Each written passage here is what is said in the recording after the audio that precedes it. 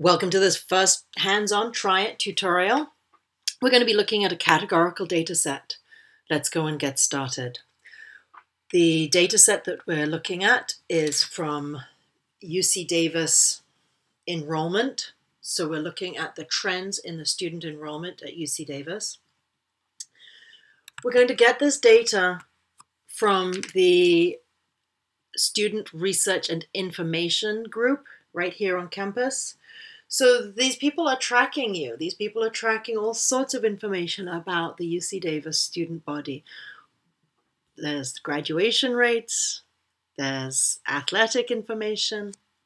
What we're going to look at is just where did you guys come from? Where were you living when you applied to attend Davis? Here we are again. We're going to look at student enrollment and their home location, where people were living when they applied.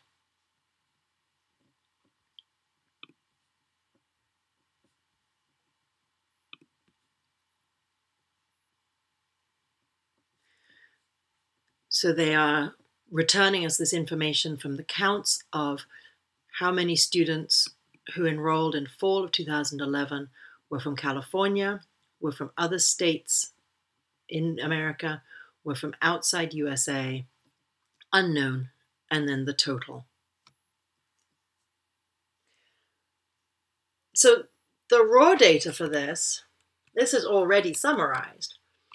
The raw data for this must look something like this, where there's a column that says here's with a student and a column that says for each student, where were they when they applied to attend UC Davis?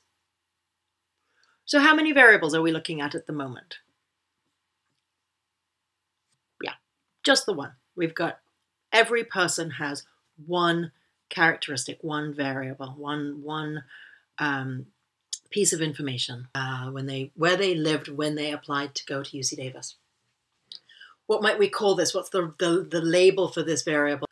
And is this continuous or is this categorical? If it's continuous, what are the scales? If it's categorical, what are the levels? So let's take a minute and think about what questions can be answered by this data. So we may be thinking about how many or which is more likely.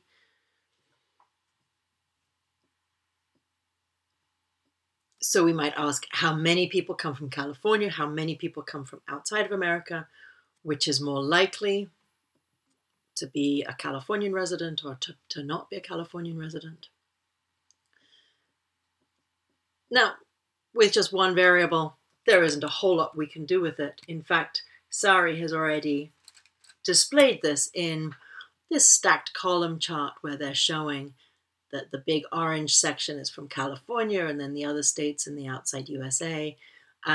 That's a pretty ugly looking chart. It's a very wide bar, which is a little bit distracting, really. So let's add one more variable. Let's add 3 more years of enrollment. So this additional variable we could call enrollment year. Did you enroll in 2011, 2012, 2013, 2014? Here is the summary of the data. We have a count of how many students are in each of these 4 categories: California, other states, outside USA, and unknown, in each of these 4 years. In future lessons, we'll talk about how to count, and we'll start with the raw data. But for this one, let's start with this summary table. So here are the frequencies of each category in the last 4 years. Here is that data. I am going to click and drag to select it. Use Control-C to copy it.